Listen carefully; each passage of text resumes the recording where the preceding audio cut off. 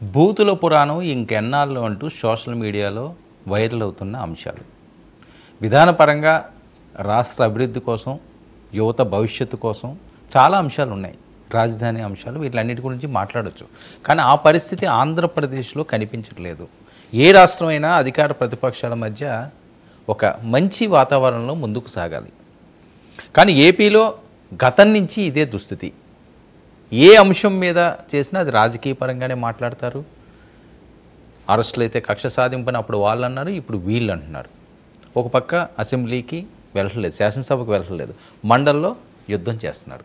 ఇది ఎటువైపు వెళ్తుంది? అసలు ఈ సోషల్ మీడియా వారన్న దాన్ని పక్కన పెట్టి ఎవరైతే తప్పు చేశారో వాళ్ళని తీయండి, లోపల పడేయండి, అరెస్టులు చేయండి, కేసులు వేయండి, ఎవరు వద్దని లేదు.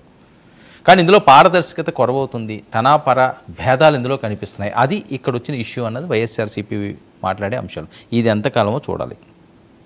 మరొక వైపు వరుసగా రోజా గారు అవనివ్వండి, అంబటి రాంబాబు గారు అవనివ్వండి, వీళ్ళందరూ పోలీస్ స్టేషన్లకు వెళ్తున్నారు, కేసులు నమోదు చేస్తున్నారు.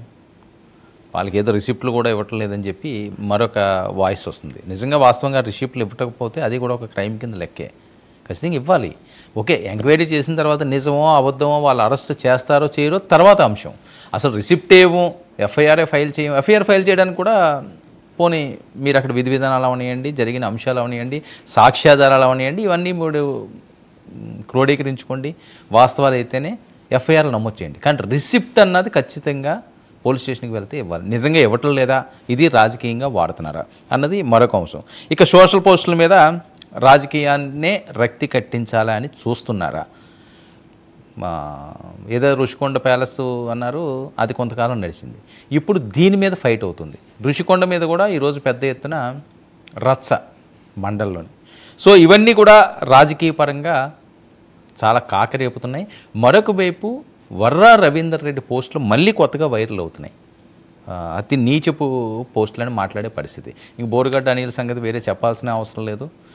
పవన్ కళ్యాణ్ గారి మీద కేసు అని చెప్పి ఓల్డ్ సిటీ నుంచి ఓ వ్యక్తి సిపికి డైరెక్ట్ కంప్లైంట్ చేశారు.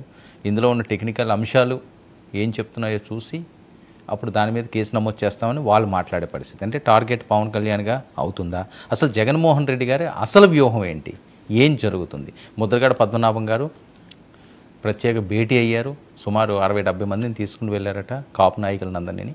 మళ్ళీ కాపు రాజకీయం ఏపీలో రక్తి కట్టబోతుందా? ఇవే ఇష్యూస్పై చర్చిద్దాం. అంతపాటుగా